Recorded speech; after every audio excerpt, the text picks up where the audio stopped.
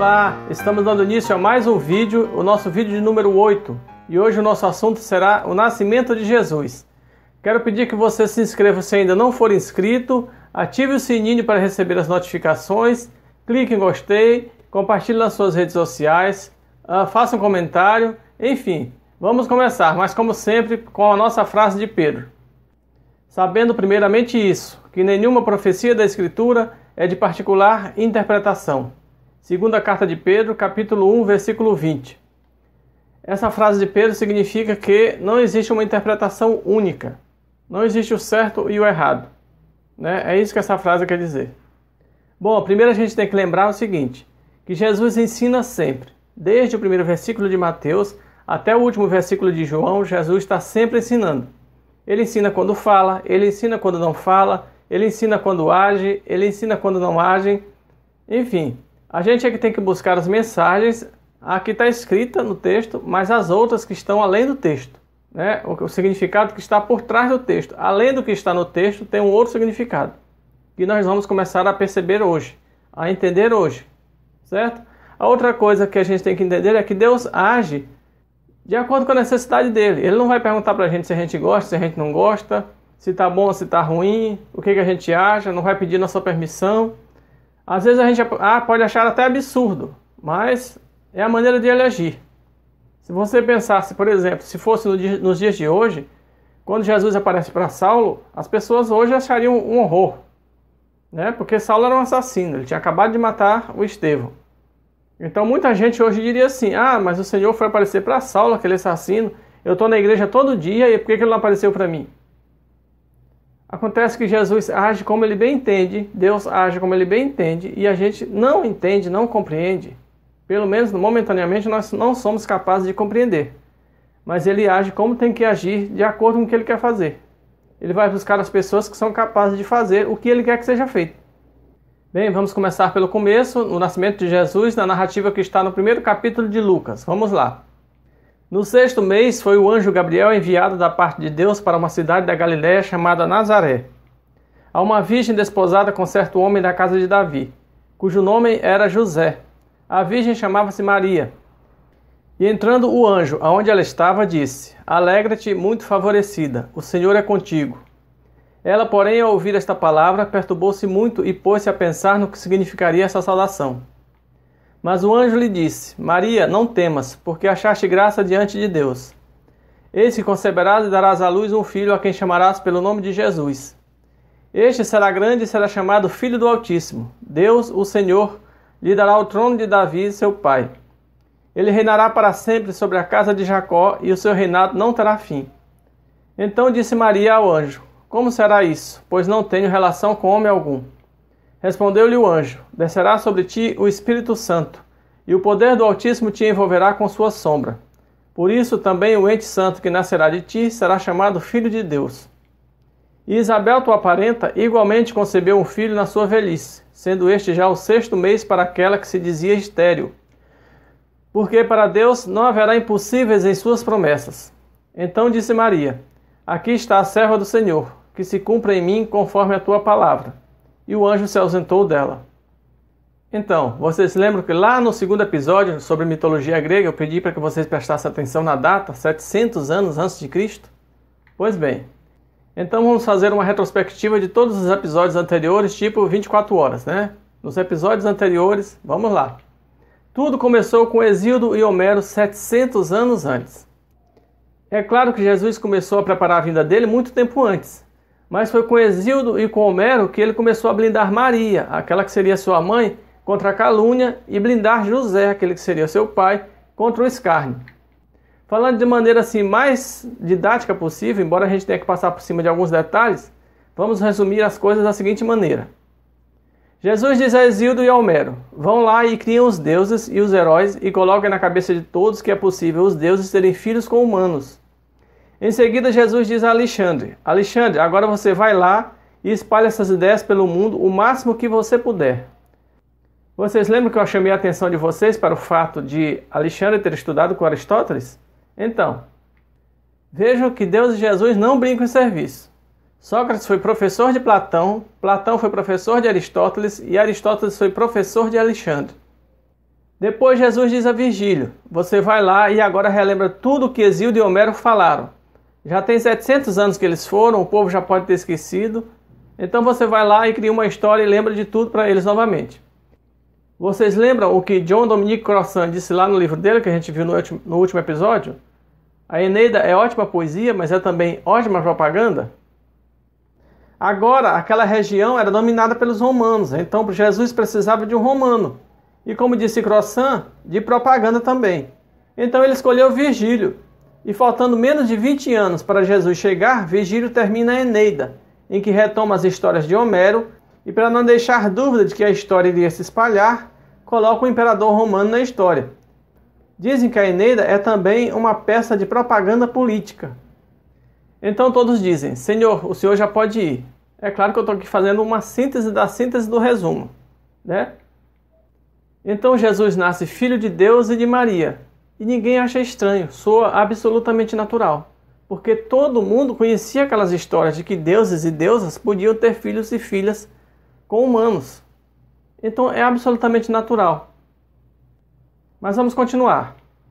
Quando Jesus protege Madalena do apedrejamento, ele de certa forma também está mostrando: olha o que aconteceria com minha mãe se eu não tivesse literalmente movido céus e terra para protegê-la do escárnio, para protegê-la da calúnia. Era exatamente isso que estaria acontecendo com ela, ou que teria acontecido com ela, quando ela dissesse que estava grávida de Deus. Ninguém iria acreditar. Todo mundo ia dizer que era adultério. Parece estranha, parece mirabolante essa maneira de ver as coisas, não é? Então vamos ver o que diz o ex-padre John Dominique Crossan no livro dele chamado O Nascimento do Cristianismo. Segundo Lucas, o cristianismo diz que Jesus nasceu de Maria e do Espírito Santo, de mãe humana e pai divino. O paganismo não contestou que isso era bastante improvável. Afinal de contas, os pagãos sabiam do nascimento de Enéas, de mãe divina e pai humano. A afirmação de que Augusto em pessoa foi concebido de pai divino e mãe humana era mais conhecida. Ásia passou a noite no templo de Apolo, o deus visitou-a disfarçado de serpente e no 10º mês depois disso, Augusto nasceu e foi, portanto, considerado filho de Apolo, segundo a vida dos Césares de Suetônio. Em um mundo onde, com regularidade, deuses e deusas, espíritos e imortais interagiam física e sexualmente, espiritual e intelectualmente com os seres humanos, a concepção de um filho divino não são acontecimentos totalmente anormais. Porém, tudo começou muito antes disso, com o troiano Anquises e a deusa grega Afrodite. Enéas é o filho humano divino ou mortal imortal dessa união. Mas vamos voltar ao Evangelho e à preocupação de Jesus com Maria. João Evangelista se refere a si mesmo no Evangelho dele como o discípulo que Jesus amava. Aquele discípulo que Jesus amava, o discípulo que Jesus amava. É sempre assim que ele fala dele mesmo no Evangelho dele. Vejam quais são então as implicações de ser amado por Jesus. O que significa ser amado por Jesus? Vamos ver essa passagem de João lá do Evangelho dele. Vendo Jesus sua mãe e junto a ela o discípulo amado, disse: Mulher, eis aí teu filho. João 19:26. Como eu disse lá no começo, a gente tem que buscar as mensagens que estão além da letra, aquilo que não está explícito. O que Jesus está dizendo para Maria? Vamos traduzir isso para o português. Ele está dizendo o seguinte: Mamãe, eu estou indo embora, mas o João vai cuidar da senhora como se fosse eu, seu filho. Vamos continuar com João no versículo seguinte. Depois disse ao discípulo: Eis aí a tua mãe. João 19:27. Mais uma vez, vamos traduzir para o português para saber o que Jesus está dizendo para João.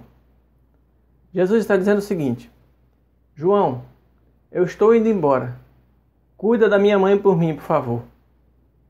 Aí vejam o que diz o João de novo no final. Dessa hora em diante, o discípulo a tomou para casa. João 19:27. Vejam o que significa amor para Jesus. Vejam a responsabilidade que ele dá para João. Como todos sabem, depois João e Maria vão morar em Éfeso. Quando Paulo passa por Éfeso, estão lá João e Maria. Todo pai e toda mãe, quando querem procurar alguém para cuidar do próprio filho, procura a melhor pessoa possível, né? Se for uma babá, por exemplo, eles procuram a melhor babá que eles puderem encontrar. Mas tem gente que acha que Deus procurou uma qualquer para ser mãe do filho dele. Tem gente que não aceita Maria, que não suporta Maria. Aí 2000 anos depois, nós estamos vendo, né, os cuidados de Jesus com Maria, desde 700 anos antes, protegendo ela. E quando ele está na cruz já, no último instante, protegendo ela de novo, preocupado como ela vai ficar, recomendando ela a João. Aí 2000 anos depois, vem uma criatura com uma desculpa esfarrapada de que não se pode adorar imagem e chuta a imagem da mãe de Jesus. Mas depende da imagem, né? Se for a imagem de uma onça, se for a imagem dos peixes, se for a imagem de uma personalidade americana, aí tudo bem adorar, né? Bem, nós não vamos ver tudo hoje, nós estamos apenas falando do nascimento de Jesus.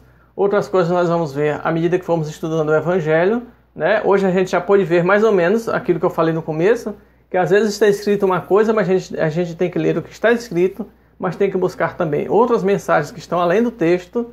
E hoje foi só um exemplo, né, do que está além do texto.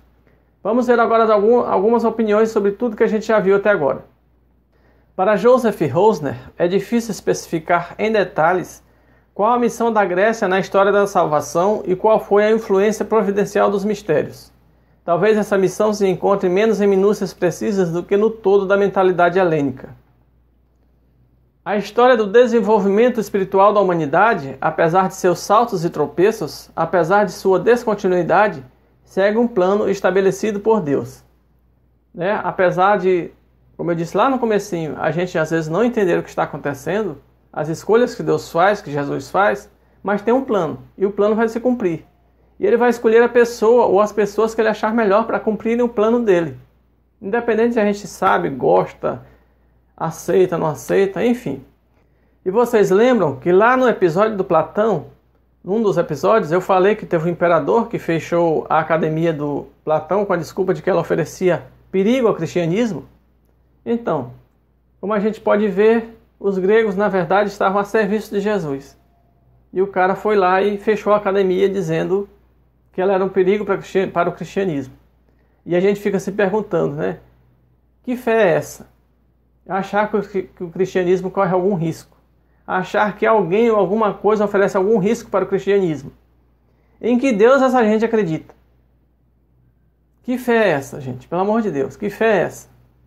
O cristianismo nunca correu perigo. Aliás, para não dizer que não correu perigo, ele correu perigo um pouquinho com Saulo. Mas o que aconteceu? Jesus foi lá e chamou Saulo para o lado dele. Então, não corre perigo. Estava começando, aí podia ter algum perigo. Muita perseguição, ia ter morte. Aliás, teve muita morte. Mas aí Jesus foi lá e chamou Saulo. Então o cristianismo não corre nenhum risco. Jesus sabe como resolver as coisas do jeito dele. Não tem risco de se acabar, não tem risco de mudar. A verdade não muda. Eu disse lá no primeiro episódio, a verdade é a verdade, ela não vai mudar. A outra questão que se coloca é a seguinte: por que Deus escolheu os gregos? Como eu disse lá no segundo episódio da mitologia grega, eles não tinham um Deus, Deus não se revelou para eles. Eles estavam em busca da verdade. Então é muito mais fácil trabalhar com quem não tem a verdade ainda. Com quem já se acha dono da verdade, com quem já sabe da verdade, quem diz que já sabe da verdade, não tem mais o que se fazer. Aliás, é atribuída a um grego, né, ao Sócrates, que disse: só sei que nada sei. Então é mais fácil trabalhar com quem admite que não sabe, do que trabalhar com quem acha que já sabe de tudo. E é assim com todas as religiões.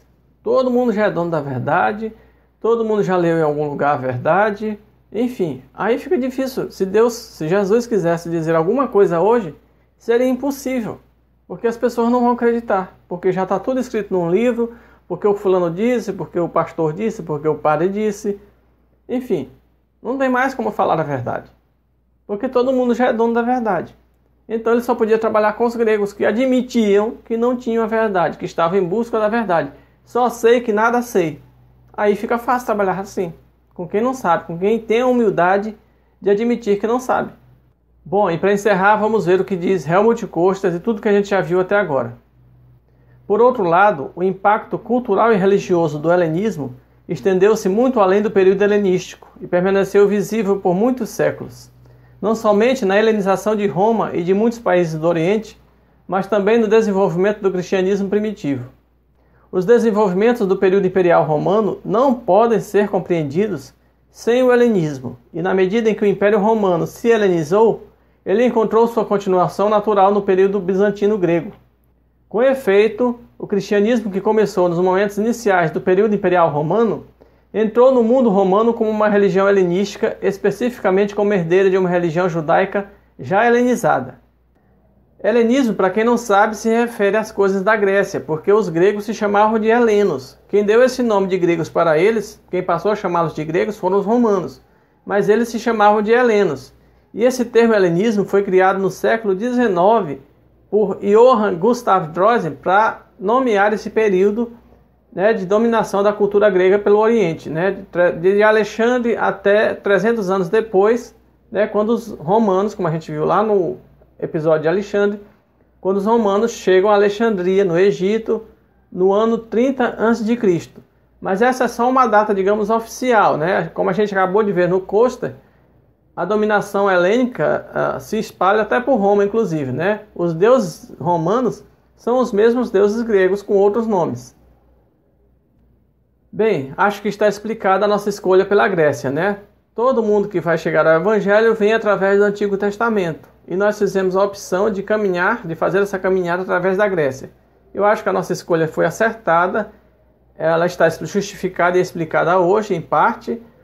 Nós vamos ver mais sobre Grécia, sobre a influência grega no cristianismo, nos outros episódios, nos episódios seguintes. Mas acho que por hoje já deu para explicar bastante sobre por que nós escolhemos a Grécia. Bem, nós estamos encerrando esse episódio por aqui. Nós queremos avisar que semana que vem não vai ter vídeo, porque nós teremos uma obra. Então, antes de mais nada, inscreva-se no canal se ainda não é inscrito, ative o sininho para receber as notificações, clique em gostei, faça um comentário, compartilhe nas suas redes sociais e muito obrigado, Feliz Natal, Feliz Ano Novo e até a primeira semana de janeiro com um novo vídeo.